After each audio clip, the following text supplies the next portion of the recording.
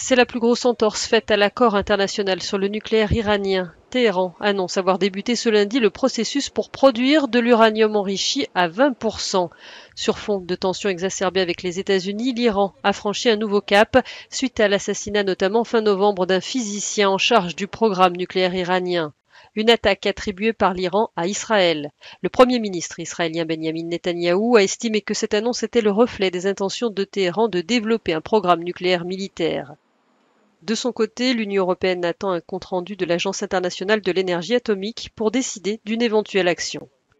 Si cette annonce des autorités iraniennes devait être mise en œuvre, elle constituerait un écart considérable par rapport aux engagements nucléaires de l'Iran dans le cadre de l'accord international de Vienne, avec de graves conséquences en matière de non-prolifération nucléaire.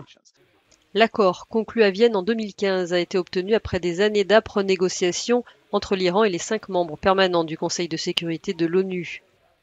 La décision de Donald Trump de se retirer de l'accord en 2018 et d'imposer à l'Iran le retour de lourdes sanctions a ravivé les tensions.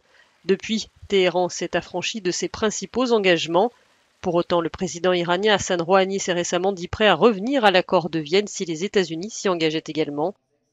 L'arrivée de Joe Biden à la Maison-Blanche fait espérer un apaisement dans le dossier. En attendant, la défiance reste de mise. Le Pentagone a décidé dimanche soir de laisser son porte-avions USS Nimitz stationné dans le Golfe alors qu'il devait revenir aux États-Unis.